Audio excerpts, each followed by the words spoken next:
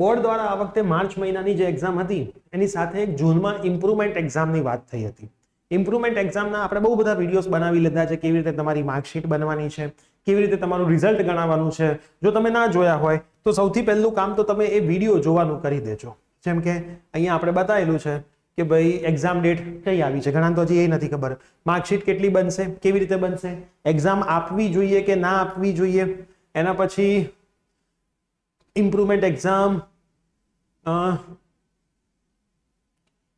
એક્ઝામની અમારી બેચ વિશે માહિતી આપી દીધી છે. એક્ઝામ ડેટ, ફોર્મ એ તો બધું તમારું આવી જ ગયું છે, અને માર્કશીટ કેવી રીતે બનશે. તો તમે ખાસ પહેલા તો ઇમ્પ્રુવમેન્ટ એક્ઝામ શું છે, કઈ ડેટ છે, કેવી રીતે તમારા માર્ક લખાવાના છે, કેવી રીતે તમારા માર્ક ગણાવવાના છે, એ બધું સમજી લેજો. કેમ કે તમારા ઘણા બધાના હજી મેસેજ એવા જ આવે છે કે સર કેવી રીતે માર્ક ગણાશે, શું ગણાશે. તો આ બધી વસ્તુ ઓલરેડી આપણે કહી દીધી છે. આજના વિડીયોની અંદર હું તમને એ કહેવાનો છું કે તમે જો અમારી બેચમાં નથી જોડાઈ શકતા અથવા નથી જોડાયા તો તમે ઘરે રહીને પણ ઇમ્પ્રુવમેન્ટ એક્ઝામની તૈયારી કેવી રીતે કરી શકો છો એના રિલેટેડ આખી આપણે આ વાત કરવાના છીએ. તો યસ દોસ્તો, મારું નામ છે પ્રિયેશ પટેલ. તમારું બધાનું હાર્દિક સ્વાગત છે પ્રિયસર વિદ્યાપીઠ યુટ્યુબ ચેનલની ઉપર.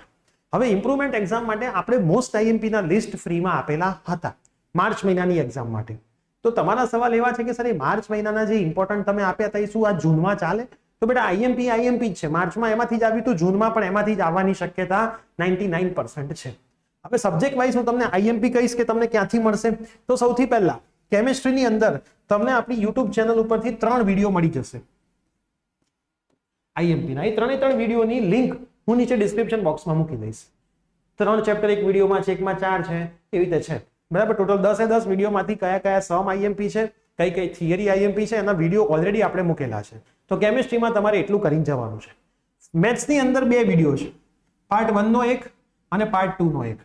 બરાબર. એમાં પણ સરે આઈએમપી સમ આપ્યા છે, એના જેવા જ સમ પેપરમાં માર્ચમાં આવ્યા હતા, અમુક તો ડાયરેક્ટ આવી ગયા હતા, તો ફરીથી એના એ જ આવવાની શક્યતા વધારે છે.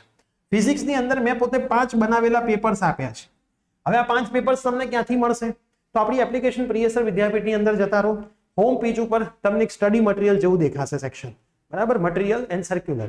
એમાં તમે જશો, એમાં તમને ઉપર જોવાનું, એકમાં સર્ક્યુલર હશે, એકમાં નોટ્સ હશે, એકમાં ફિઝિક્સ 5 પેપર એવું લખ્યું હશે. એમાં 5 ઇંગ્લિશ મીડિયમના અને 5 ગુજરાતી મીડિયમના એપ્લિકેશનમાં પેપર મળશે. એપ્લિકેશનમાં લોગિન કરી નીચે ચેટ સેક્શનમાં સીધો મેસેજ ના લખતા. ફિઝિક્સના 5 પેપર મેં તમને જેમ કીધું, હોમ પેજ ઉપર બધી અલગ અલગ ટાઇલ્સ છે. Degree first year, diploma first year, GUJCET board, જેડબલઈ નીટ, એની નીચે તરત સર્ક્યુલર સેક્શન અને મટીરિયલ એવું એક સેક્શનનું ચોરસ બોક્સ છે. એ તમે જેવું ક્લિક કરશો એની અંદર ઉપર તમને અલગ અલગ ટાઇલની અંદર ફિઝિક્સ 5 મોસ્ટ આઈએમપી પેપર દેખાશે. એ 5 મોસ્ટ આઈએમપી પેપરની અંદર તમે ક્લિક કરશો તો તમને જોવા મળશે ઇંગ્લિશ મીડિયમના અને ગુજરાતી મીડિયમના પેપર. તમે ત્યાંથી ડાઉનલોડ કરી શકશો, પ્રિન્ટ પણ કઢાવી શકશો. એ 5 પેપરની બહારનું બી સેક્શનમાં કશું આવશે નહીં.